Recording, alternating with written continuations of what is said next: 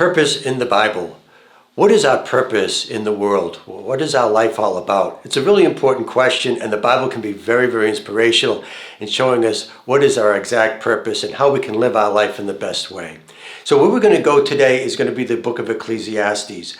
And then we're going to find a king that has accomplished everything that anybody would ever want to accomplish in life. He has all the power in the world because he's a king. He has all of the riches and wealth and money that anybody could possibly have, and he has knowledge, and he has learned all of the knowledge from the four corners of the earth. And so basically, picture this. He's on the top of the mountain of success. Everybody is climbing the mountain. We're all struggling. They get up to the top of this mountain, but we're never going to really make it up to the top of the mountain of success. But this guy has. So what happens is we call up to him and says, hey, what's it like up there? What's the view like when you have everything, when you've accomplished everything that you'd ever want to dream to have? And so he's up there looking around, and he yells down to us, vanity of vanities, all things are vanity. That doesn't seem like the response of somebody that would have enjoying everything that everybody would want to accomplish. So what's he saying? Well, the word vanity in Hebrew is really the name of Abel. Remember Cain and Abel? Well, Abel's name really means vapor. And so it's vapor of vapors. All things are vapor. So what is vapor? Well, vapor is that material thing that just dissipates. It just disappears before our very eyes. And so how is that possible? What he's saying is that he has all of this wealth, all of this money, all of this knowledge, and it's like vapor that disappears before his very eyes. What causes something to happen like that things will dissipate right before our very eyes? Well, the answer to that is death. Death takes away everything. I always say that everything you have on earth, you borrow it. You don't own anything because, of course, you can't take it with you. And so let's say, for instance, you're in heaven. You've been there for 100 years, and you're enjoying heaven. And you say, well, I just want to look back down on earth and see what's happened to all the nice stuff that I've accomplished in life.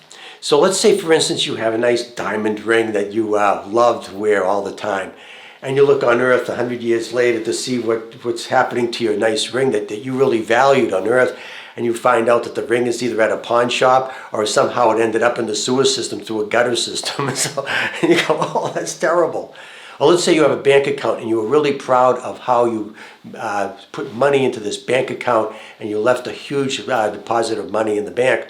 So you take a look at that and see what your money's doing, and you find out that all the relatives have taken all your money and spent it on boats and cars, and after 100 years, all those boats and cars are now at the dump. And you go, well, so you're not too encouraging.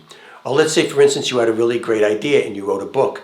So you look back on earth and see who's reading your book, and you find out that it's discontinued and it's outdated, your idea, and you can buy it for 1 penny on Amazon.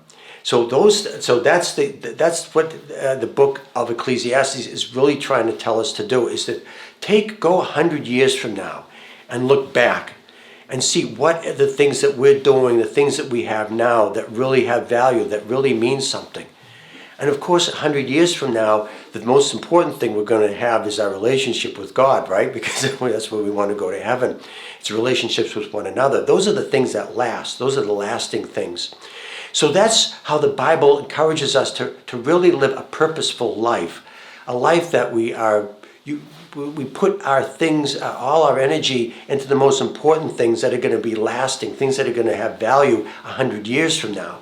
And many of the things that we worry about, the things that we concern ourselves, a lot of our energy goes into things that may not even be here in 100 years. But there are some things that can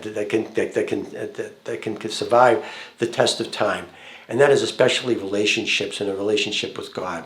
So the Bible takes purpose of our lives very seriously. It can really encourage us to say, maybe I shouldn't have to worry about all these little things all these anxieties every day.